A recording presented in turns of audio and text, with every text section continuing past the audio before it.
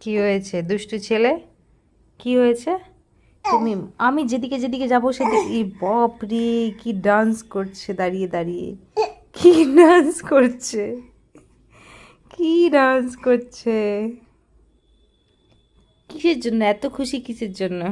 বাপলি বাপলি, এত কেন খুশি? কি হয়েছে তোমাকে, এত কেন খুশি আছো? কি তাকাচ্ছো?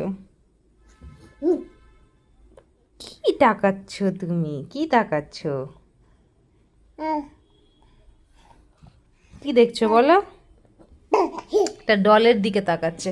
আমি ওর জন্য এনেছিলাম, ও যখন একদম ছোট্ট বেবি ছিল, 2 মাস মতো, 2.5 মাস মতো বয়স, তখন আমি ওকে একটা গিফট করেছিলাম। কারণ যে এটা না যে ও ছেলে বলে পুতুল নিয়ে খেলা করতে পারবে না, আমার ওরকম চিন্তা ভাবনা নেই। পুতুল নিয়েও খেলা করবে, ও কার খেলনা ওগুলো নিয়েও খেলা করবে।